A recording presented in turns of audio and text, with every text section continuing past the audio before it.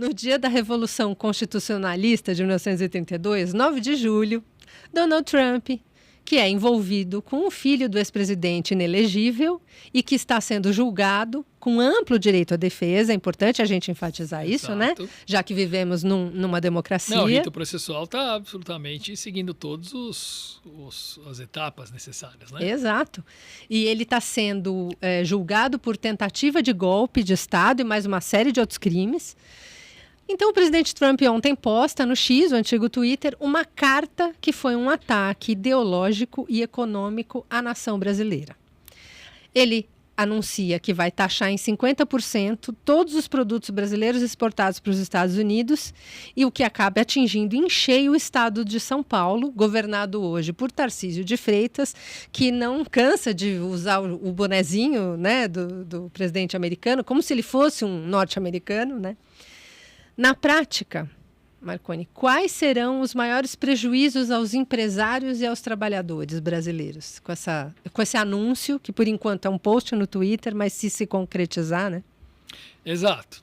É um post, mas o Trump, o presidente Trump, costuma fazer isso, né? Tá certo? Quer dizer, ele governa por Twitter, o que já é uma coisa meio absurda, né? Ele dá os recados dele por Twitter. E ele está usando um instrumento que seria orientado para o processo de desenvolvimento econômico, que é tarifas, dependendo de quando se usa, combinadas com outras medidas, que isso o mundo inteiro fez, né, ao longo da história, mas ele está usando isso para fazer política, né, tá certo? Quer dizer, ele põe tarifa, tira tarifa, e agora ele está discutindo ele está fazendo uma intromissão muito forte na economia brasileira, não só na economia, mas na sociedade brasileira, né, querendo dar palpite aqui sobre a política e dizendo que a represália são as tarifas. O próprio assessor dele, lá um dos principais, que nem está no governo, Steve Bannon, falou agora há pouco que se tirar a tarifa, se tirar o processo, eles diminuem a tarifa. Quer dizer, é uma coisa assim, é inimaginável o que ele está fazendo, né? Mas isso se realmente se concretizar, e aí eu acho que tem uma questão política muito forte aí, isso pode ser muito ruim para o país do ponto de vista de exportação, então tem uma implicação, logicamente, na própria produção das empresas, nas vendas, isso pode ter implicação no emprego, né? Certo? Então, assim, uma parte da nossa indústria que exporta para os Estados Unidos, como você falou, né? Lembrando da Revolução Constitucionalista, uma parte dela está aqui em São Paulo, uma parte está no Rio Grande do Sul, uma parte na Bahia, uma parte em Mato Grosso menos, é mais o agronegócio, mas enfim, né? Outros estados vão sofrer também. Mas você vai ter uma diminuição, provavelmente, das vendas e das exportações, tá? Vai sobrar, talvez, produtos internamente, e isso do ponto de vista da inflação de alimentos, isso pode até ajudar a diminuir a inflação de alimentos, dependendo como que esse estoque todo que for se formar vai acabar sendo direcionado, mas é um problema para nós. Você diz que se o estoque de alimentos deixar de ser exportado e crescer a oferta no mercado interno, o preço aqui pode cair. Exato. Paradoxalmente, pode ser um impacto positivo de uma medida que é péssima para nós. Tá. Certo? Mas é um efeito colateral, né?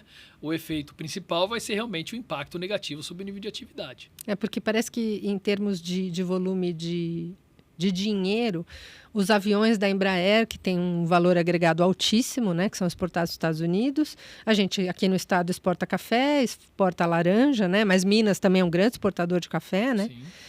E tem também o setor calçadista, que exporta ainda muito para os Estados Unidos. Eu achei curioso isso, não sabia que o nosso setor calçadista ainda estava tão pungente assim. A gente tem as siderúrgicas, né, que exportam, a gente tem também esse papel, menos papel, mais celulose, né, quer dizer, você tem algumas indústrias fortes, né, exportando. Então você pega, por exemplo, o caso da Embraer. A Embraer é a empresa mais sofisticada que a gente tem no Brasil, que foi se desenvolvendo com política industrial, né, com participação do setor público, depois ela foi sendo privatizada, mas ela foi, de certa forma, continuou sendo uma empresa muito eficiente, formou muita gente. Quer dizer, é um exemplo nosso do que seria uma empresa sofisticada, né? Você imagina se a gente deixa de exportar para os Estados Unidos, né? Nós vamos ter que concorrer em outros mercados, lógico. Mas você tem toda uma força de trabalho sofisticada que atua na Embraer que vai sofrer os impactos disso e na cadeia produtiva toda. Pois é. Né? Porque a Embraer ela tem fornecedores externos, tal, mas tem também alguns setores que produzem internamente para ela, aqui. Componentes e serviços. Né? Então você vai ter um impacto razoável aí.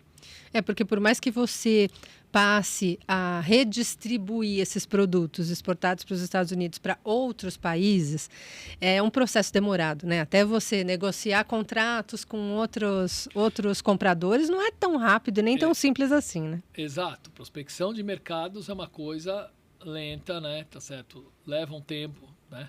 Demora até você conseguir fazer isso, depende de uma ação das empresas, depende do apoio todo das câmaras de comércio, do próprio Ministério da Indústria, tá certo?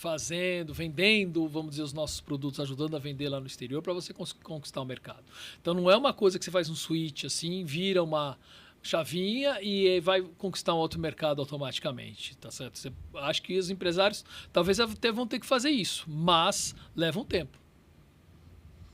Nós sempre tivemos um bom relacionamento com os Estados Unidos, né? Tirando esses momentos de governo Trump, né? Exato. Veja bem, a China, tudo bem, a maior exportador nosso, quer dizer, o país para onde a gente mais exporta, é a China, mas são fundamentalmente produtos primários. Produtos sofisticados, produtos que têm incorporação de tecnologia, produtos manufaturados. O nosso mercado principal sempre foi os Estados Unidos. Né? E sempre fomos parceiros, quer dizer, essa medida está entrando no mundo das empresas, que sai da política e está afetando todo mundo dos negócios. É uma coisa muito complicada. E deve afetar também, então, o mercado interno nos Estados Unidos?